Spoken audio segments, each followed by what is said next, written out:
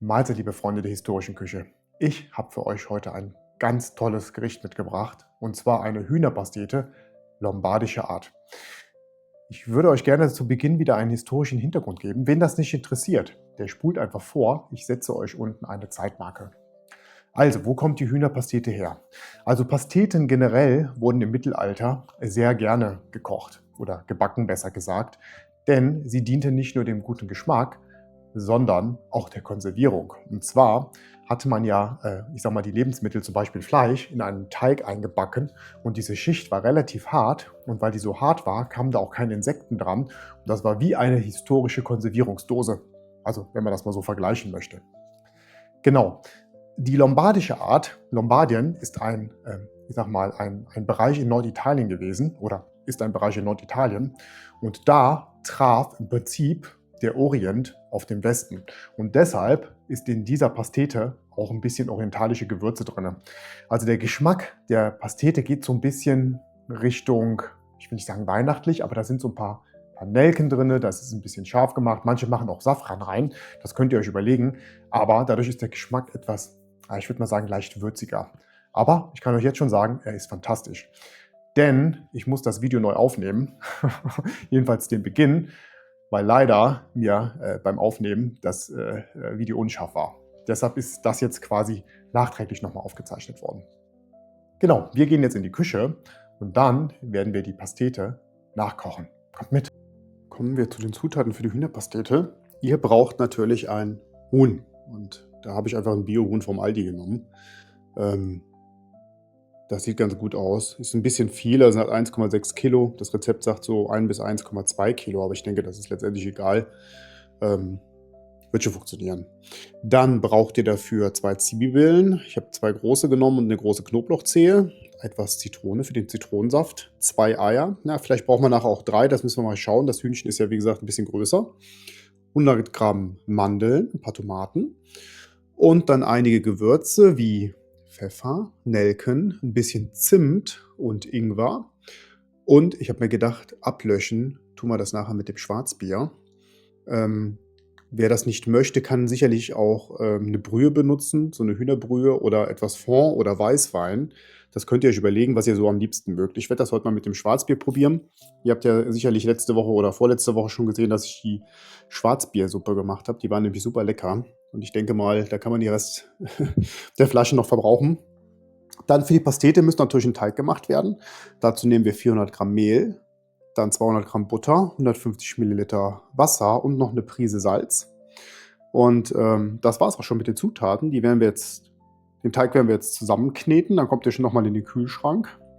Und das Huhn, das muss natürlich jetzt erstmal kochen. Ich muss mal gucken, wie lange das braucht, aber eine Stunde bestimmt, bis das gar ist und wir das Fleisch von den Knochen machen können. Genau, das war's, los geht's. So, schaut mal, also das Hühnchen, das ist jetzt soweit gekocht und die Suppe von dem Hühnchen werden wir noch verwahren, da werden wir nachher noch Reis reinkochen, da kann man noch ein schönes Mittagessen draus machen. Und das Hühnchen werden wir jetzt das Hühnchenfleisch werden wir jetzt von den Knochen befreien. Oder die Knochen von dem Hühnchenfleisch. Und werden das mal beiseite legen. Und dann werden wir uns um den Teig kümmern. Das werde ich aber jetzt nicht alles für euch filmen. Ich meine, das kriegt ihr auch schon selber runter. Und danach kümmern wir uns um den Inhalt für die Pastete. Da gibt es nämlich noch einiges zu tun. Also wir müssen die Zwiebel schälen, wir müssen den Knoblauch schälen, die Gewürze vorbereiten, die Mandeln anbraten und. Gehen wir's an. So, ich habe mir überlegt, wir müssen ja die Mandeln noch anbraten. Das mache ich in dem Gänseschmalz, was ich von den Gänsebeinen übrig habe. Das Video verlinke ich euch hinten mal im Abspann. Da könnt ihr da mal reinschauen, wie man ein leckeres Gänseschmalz selber macht. Und ich glaube, dass das mega lecker schmeckt, wenn wir das im Gänseschmalz braten. Genau, das passt nämlich gut zu Hühnchen. Und während jetzt das Gänseschmalz schmilzt und wir dann die Mandel drin anbraten werden, kümmern wir uns mal um den Pastetenteig. Da muss jetzt noch, also ich habe ein bisschen Salz mit reingemacht und da muss jetzt noch das Wasser rein und die Butter. Und das sollte eigentlich schon ausreichen, um den Teig zu kneten. Ich hoffe, das war jetzt so clever, das parallel zu machen. Ich glaube, ich mache die Pfanne noch mal ein bisschen aus, weil ich befürchte, oder wir setzen sie kleiner, dass das vielleicht parallel nicht gut funktioniert. Teig kneten und die Mandeln anbraten. Da wird mir irgendwas hops gehen. Wahrscheinlich brennen mir die Mandeln an.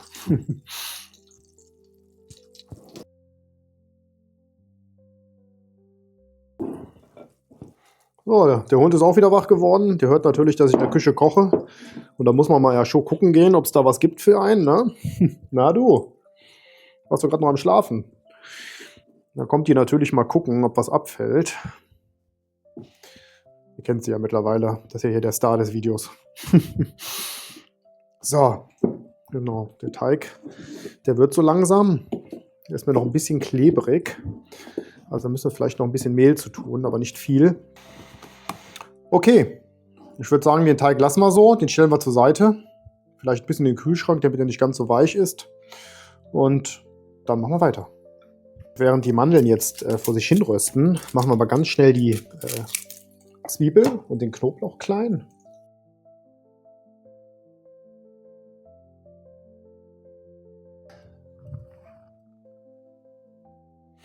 Also für den Knoblauch machen wir uns das natürlich jetzt etwas einfacher. Dann nehmen wir eine Knoblauchpresse. Und das geht natürlich viel, viel schneller, als wenn ich das jetzt ganz klein hacken muss. Und ich meine, der Knoblauch ist dann auch deutlich besser verteilt nach dem Essen. Hier ist noch eine kleine braune Stelle dran. Die schneiden wir noch raus. So.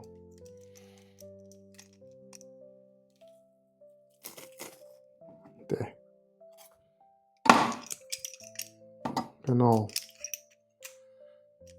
Da gibt es immer noch so ein Häutchen hier drin, das sich da so sammelt. Das müsst ihr nochmal lösen. Da könnt ihr nochmal drücken. Da kommt dann nochmal ein bisschen was. Und dann geht ihr auch schon in die Spülmaschine. Und dann machen wir den Ingwer nochmal ein bisschen klein. Einfach in so kleine Stückchen. Ne? Einfach nicht genug Platz in dieser Küche. So, genau. Das kann anbraten. Das machen wir ein bisschen kleiner jetzt hier. Nicht, sonst ist es noch verbackt. Und dann nehmen wir den Mörser und machen mal den Pfeffer und vor allem die Nelken schön klein. Oh, das riecht. Oh, dieser Duft, ne, Leute. Das ist schade, dass es kein Geruchsfernsehen gibt. Fantastisch. Und das machen wir schon mal zu den Mandeln. So. Und dann wird ja hier noch werden hier noch die Tomaten rein geschnitten für die Füllung. Ups, ist ja fast eine runtergefallen. So. Und jetzt müssen wir die Zitrone gleich noch pressen. Die brauchen wir nämlich für die beiden Eier und das Fleisch. Und jetzt werden wir die Zwiebel einfach ein bisschen mit dem Schwarzbier ablöschen. Das darf dann auch nochmal so 5 Minuten einkochen. So, das sind ungefähr 200 Milliliter. Der Rest geht in den Kühlschrank für heute Abend. Ich trinke zwar kein Bier oder nur sehr selten, aber das geht schon mal. Genau. Okay, dann kümmern wir uns jetzt um das Hühnchen. Das ist nämlich immer noch nicht fertig. Das muss von den Knochen gelöst werden und dann sehen wir uns gleich wieder. So, das reicht jetzt. Das machen wir direkt in die Schüssel mit rein. So.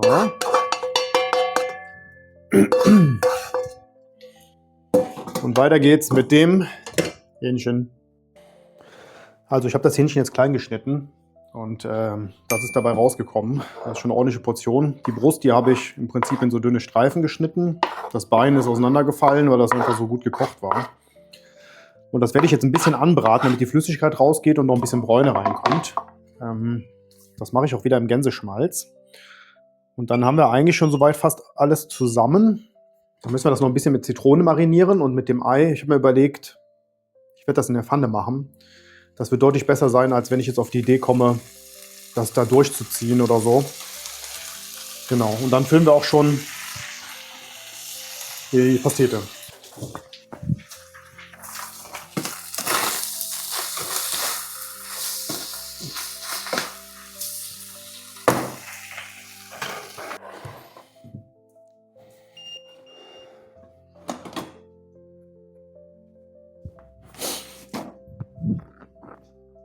So, liebe Freunde der historischen Küche, ich muss noch mal ganz kurz ein Zwischenvideo reinbringen, denn mir ist ein Fauxpas passiert.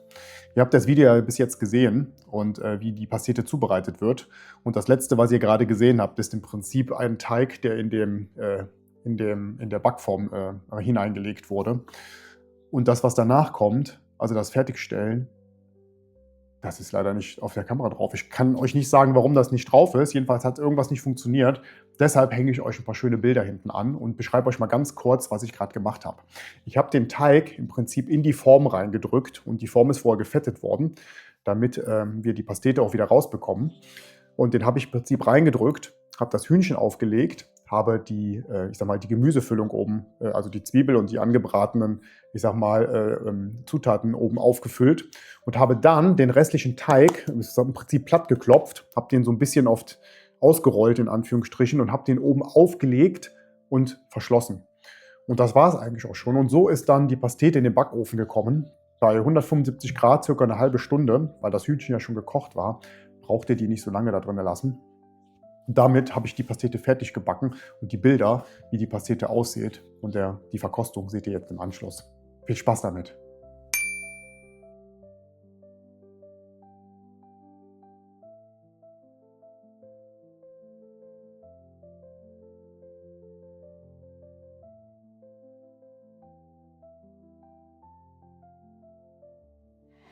So, dann werden wir die Pastete jetzt mal probieren.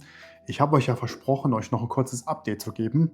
Also erstens, die Schwarzbiermenge ist super. Also diese 200 Milliliter Pi mal Auge passt sehr gut.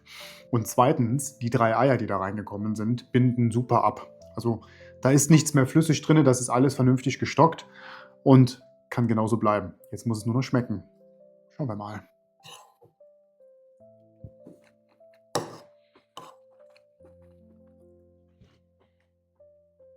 Mhm. Ist gut geworden. Also, durch die Nelken hat das so einen leicht winterlichen Touch. Also ich könnte mir vorstellen, dass das ein super Gericht für den Winter ist.